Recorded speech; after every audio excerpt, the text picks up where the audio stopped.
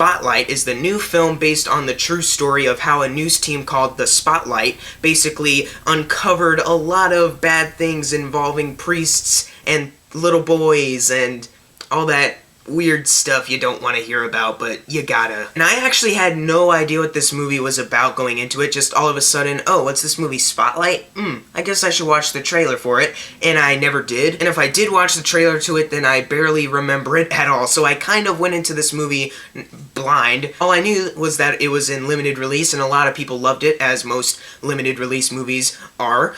They're praised a lot. So going into this movie, I was excited but a little nervous because I hadn't seen anything about it, but I walked out floored. Spotlight is one of the best films of the entire year. Literally, my only flaw is that a couple times it feels slow. Everything else I loved. What makes this movie so amazing and wonderful for the most part is the cast. You definitely feel the energy and the fact that they're actually trying. You can actually feel that they're trying. It's not, hey, I'm Michael Keaton, I'm just gonna walk through this movie because I've done so many, I can do anything. Or Mark Ruffalo, I'm the Hulk, I don't really need this movie, but I'm gonna do it just for the money. No, no one does that. You actually feel like they're trying, and that's terrific. Michael Keaton, he's Michael frickin' Keaton. You can't hate on Michael Keaton. You can't. He's Batman, the 1989 version. And Mark Ruffalo was actually really good in this movie. He might have been my favorite out of everyone. I definitely do think that he deserves a Best Supporting Actor nomination because his work, I don't think I've ever seen anything like this from Ruffalo. He was amazing. Wonderful, wonderful. Mark, great job. And he actually had a pretty cool dynamic with Stanley Tucci's character. And Stanley Tucci, of course, he's good. Like, Stanley Tucci is usually good in things. Do you need me to say this? Do you need me to say any of this? But in case you don't, I'll keep going. Rachel McAdams is also very good in this movie. She's kind of cute. Like, has anyone noticed that? Like, I'm pretty sure they have, but she's kind of cute. Her blonde hair and just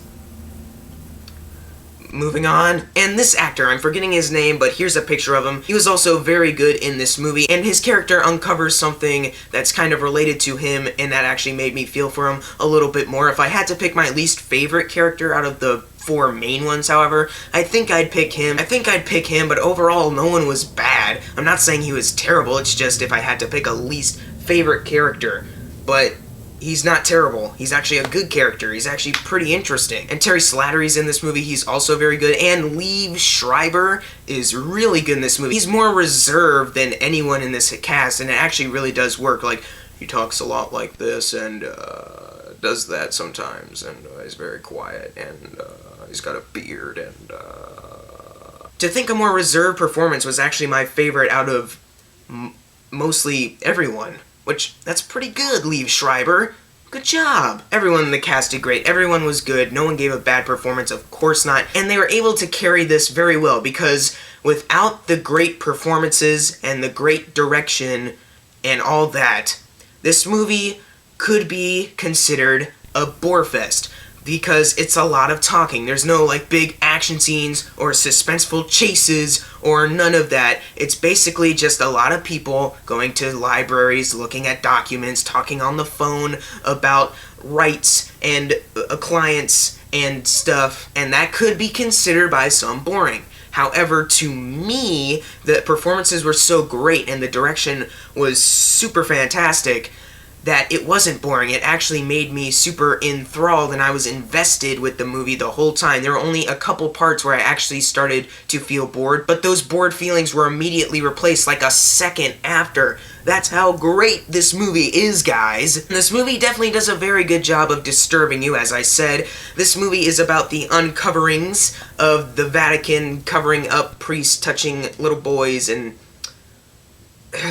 stuff. So the movie definitely does a very good job of making you feel grossed out and sick, and it did good. And it's nothing like, and it doesn't like show any bad, grotesque imagery of these scenes taking place. It's all done through dialogue, all done through investigation, yet it's still powerful and you actually feel it. You actually feel the emotion coming to you. You actually feel bad for these people that were victims to these priests, even though you didn't see what actually happened. You actually felt it, and it was Powerful, very powerful movie. If I had to pick one word to describe this movie, it would be powerful. And to be honest, I can actually see myself watching this movie multiple times. Some people could say, oh, what they're talking about, it's too hard to listen to, all that stuff. And I can understand that, but for me, the movie was just made so well, and the acting was super fantastic, that I want to watch this movie again. I want to see them uncover all these details and stuff again. I really enjoyed this movie, guys, and I'm going to give Spotlight an A. I think it was terrific, and you should all go see it if you can find it near you. Please go see this movie because it is phenomenal. Oh yes, and I should probably mention a really great detail at the end where they decide to include all of the locations where these bad things have happened in the world, and that took up like 5 title cards near the end. You know how after based on a true story movies they showed some title cards like these are people are here now or this is what's happening now.